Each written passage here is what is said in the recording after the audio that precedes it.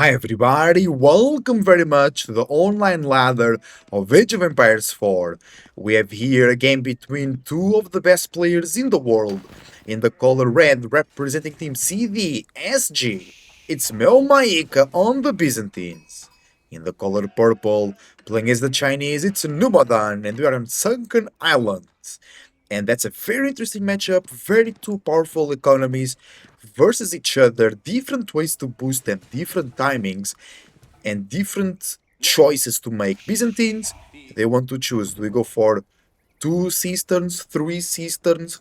Do we jump a bit faster? Because the Chinese, they will have those imperial officials to help them get super ahead in the feudal age because of the supervision and the extra gold income. Speaking of gold, the gold is very tiny in this map, so you can't rely a lot on the gold close to your base, so you must start planning, especially if you are the Byzantines, because you must build a planned out layout of your base even when you expand, because you build the cisterns and then the aqueducts. You know, to be a good spot, get close to gold, to deer, maybe get close to the stone as well. But in this map, I wouldn't be surprised to see a more feudal aggressive China, perhaps some Zugunu rush, because it's kinda easy to attack the economy of the opponent, and defending is even a bit harder because you can just stay in the base and rely on the resources in there because they will run out. Food, kind of a problem as well. Wait, there are no more berry patches close to the base of Milmaika. He has to go all the way over here. So maybe we'll do some farms. Maybe we're gonna see professional scoutings from Byzantines. I know it's very rare. Or Melmaika will build a barracks, and then Limitane will come out and push the deer into the base. Because relying on berries will be very difficult. Could go down here into the corner, getting some deer, some berries as well, but hard to defend.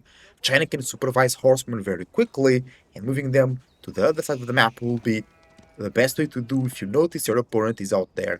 So I'm interested in what choices Melmaika here has to do. I think for China it's a bit more simpler. You can go professional scouts, you have deer close to your base.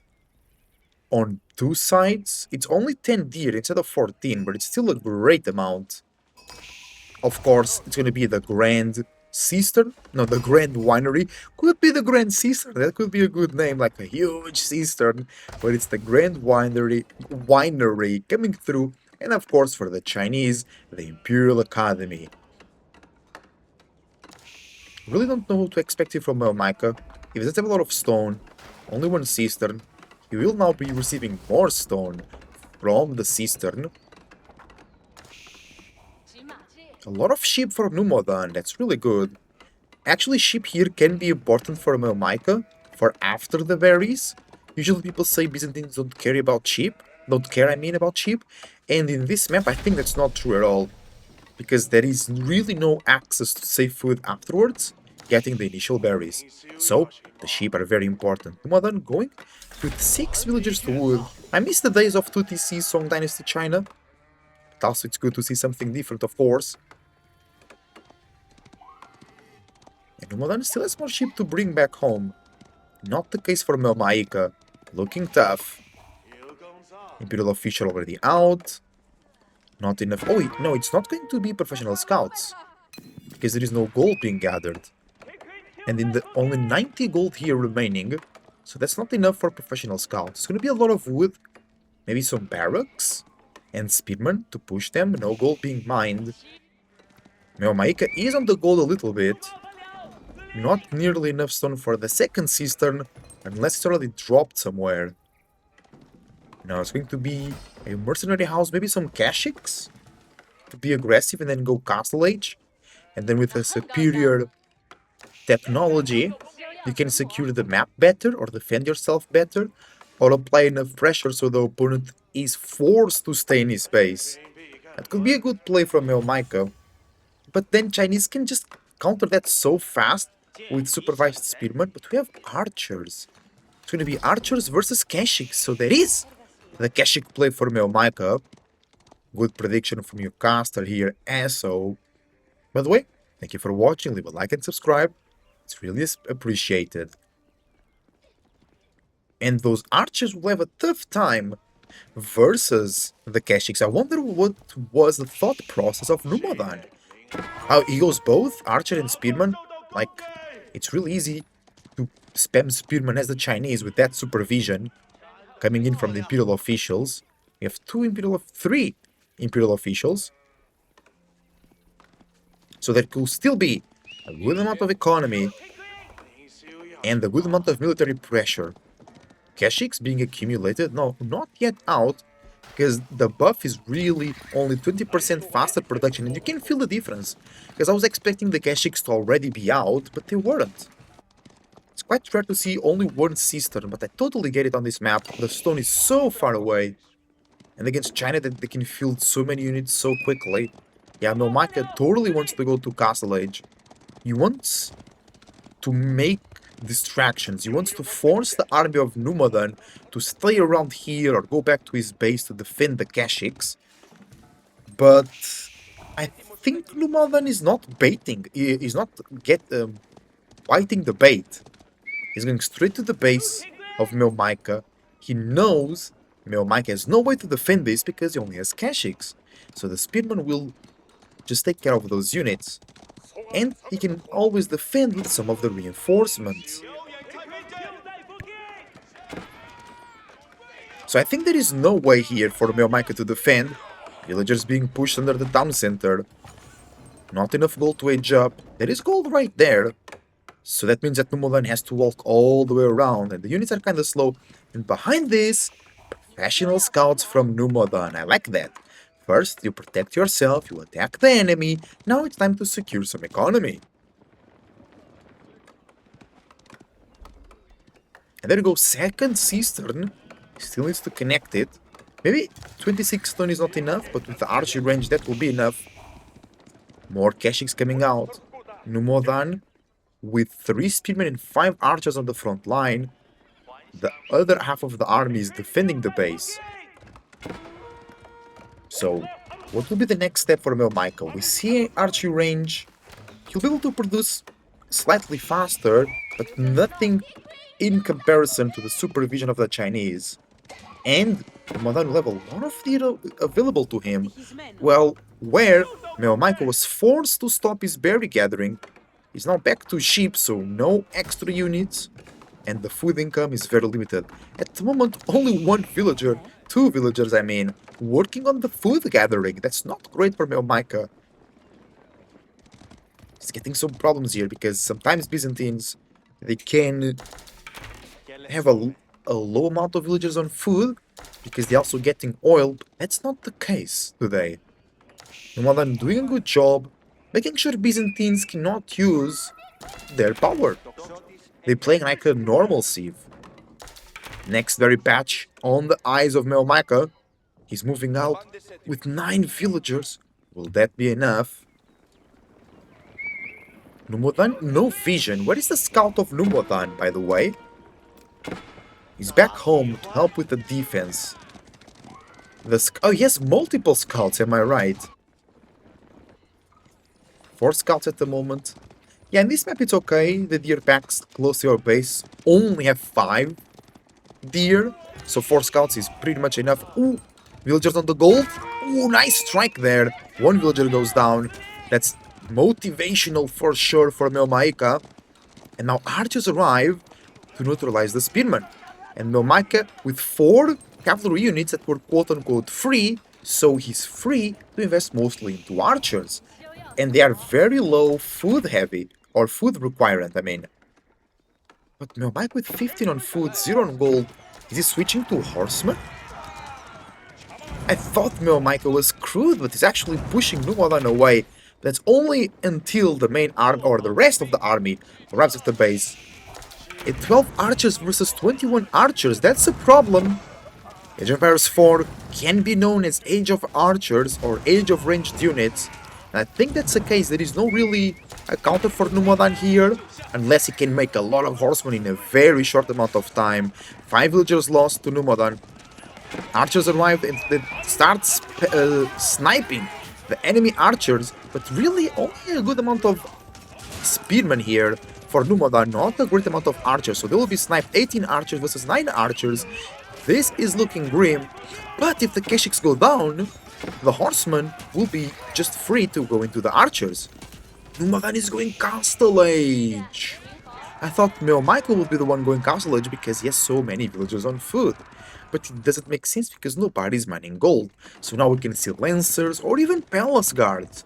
Or even upgraded Zugunu coming out of Numadan's base. And Mel Michael will not be able to stop that. Where are the archers? Mel Michael has 19, 20 archers, but on the front line, it didn't look like that. Numadan reaches the castle edge, but he needs gold. He's securing it with double tower. Villagers idled over there for Numo. Micah diving. Only 3 Keshiks. More 2 coming soon. The berry gathering has been working. Tower under fire. Second tower was cancelled. Numo done. No gold. No upgrades. No better units. At Castle Age might have been the death of the artist, like we say in Portugal. Some Lancers are coming out. That can work. No, we see some Palace Guards too. So we have gold units from the Castle Age. Just not a lot. It will be 4 Palace Guards and 2 Lancers. Can they tank all of this? The help of the tower, perhaps? The Lancers will be really good here, but they're taking so much damage because no ranged defense. The Lancers are being defeated by Feudal Age archers with +1 range attack. Oh no!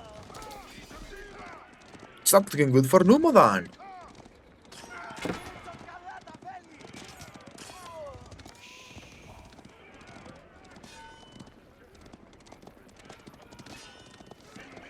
Nice counter for Numadan though. More Keshiks arriving from El Maika. That could be saving. No, because now Numadan is on gold. So now he can just field a Castle Age army, no worries. But the Castle Age is here. Golden Horde Tower from El Maika. Being rushed by 22 villagers. He really wants the age up. He really wants the age up, I mean. He wants to be ahead. Or at least in equal footing to Numadan. No relics being gathered. 6 villagers down for Numadan, but he's ahead by 2. No, it's because of the Imperial officials as well. We have still professional scoutings arriving at the base of Numadan. He wants to defend it. Micah with a good eye for the business. Golden Horn Tower being boosted by the production speed buff of Conscriptio and the 2 cisterns. And Numadan going Barbican of the Sun on this front gold. I can't click on the gold. It's only 400 gold left. That is also a Song Dynasty achievement. But maybe hitting the back with the fresh gold. But then it doesn't protect a lot. Defensive landmarks in the back always feel weird, but sometimes they are justifiable. The Keshiks are now getting upgraded, and then we're gonna see a switch into Limitane, and oh no, those are the free Keshiks, I assume. His Archer's already here. Archer Limitane versus Palace Guard Lancer doesn't seem good. Melmaka needs something to counter those Palace Guards. Crossbows will be amazing. The archery range is already there. Maybe not enough gold. That's a 3rd cistern being connected at the moment. Okay. The Byzantine economy is starting to level up. 1 relic for Numadan. Extra gold income on top of taxes. And the Keshiks must retreat. They cannot handle with the Lancers. And we already see Nest of Bees from Numadan. I really like that. I don't think Melmike has a way to stop them.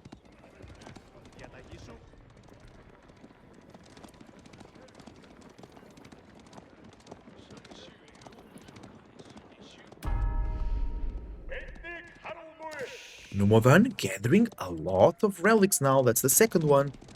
He's securing the 3rd one. How is the food situation for Melmika?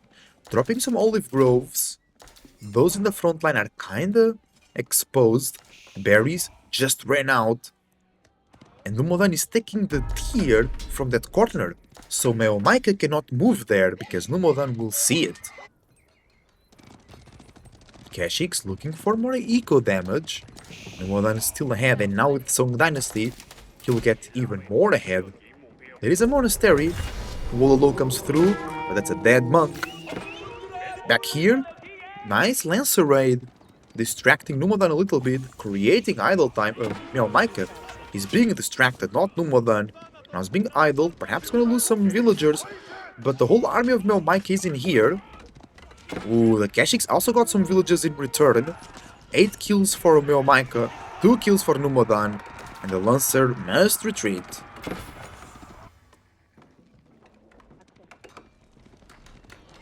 Micah is on the deer. Only 5 carcasses though, that will run out very quickly, and especially not being buffed by the Cistern.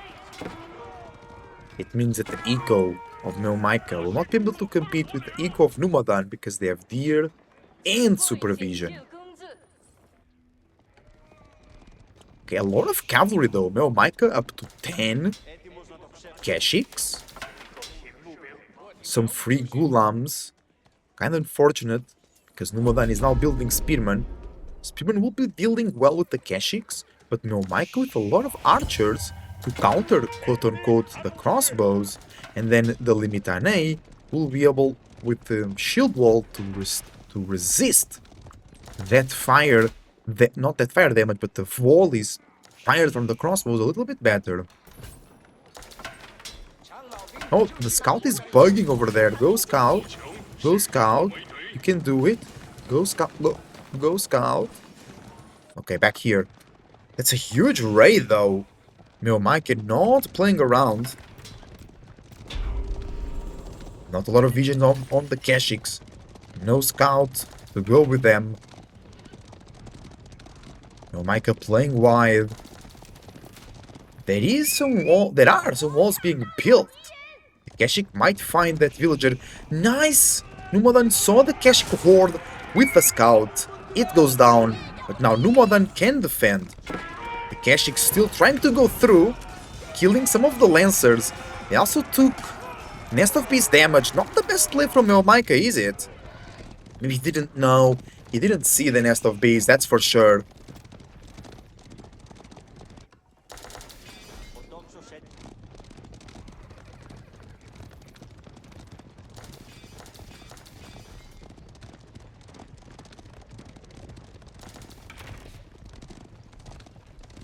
In terms of food income, players are very close.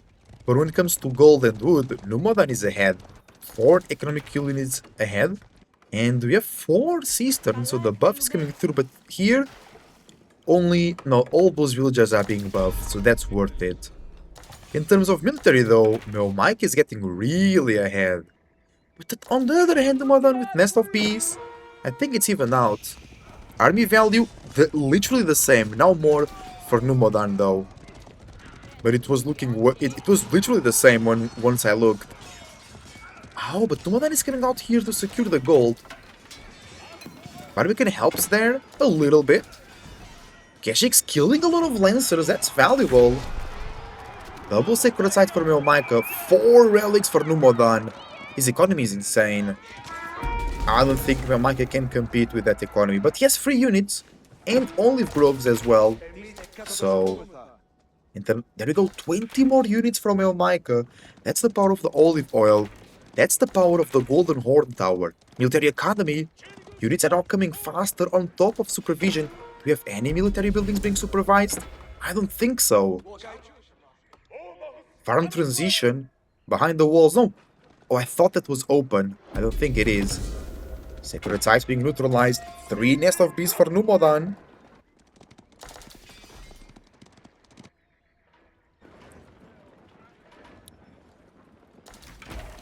Micah with now a lot of Varangian guards. But Numodan already with 21 crossbows, so that shouldn't be a problem. This fight is going to be tough for Micah. I fear for the safety of the Lord's army of the Byzantine Empire.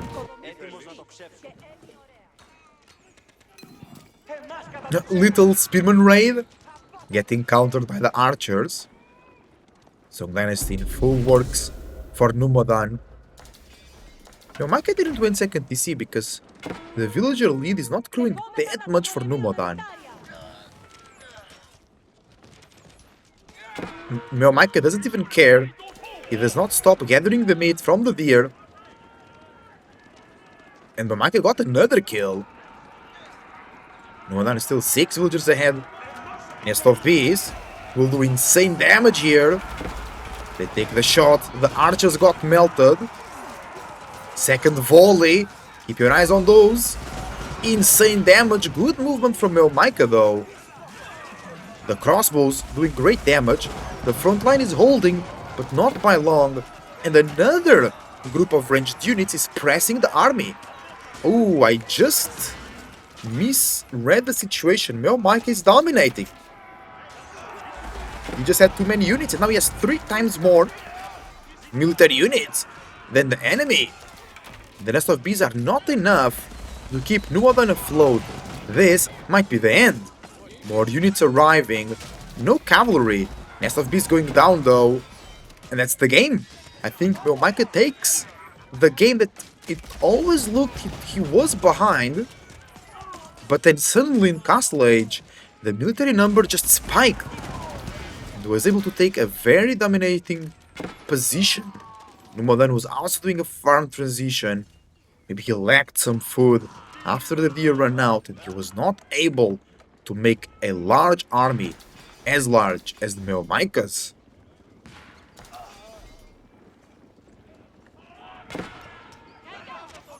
On the ironic side, Numadan floating 2.5k gold. So perhaps he could have bought some food. I guess he wanted to go Imperial. And I guess that's it.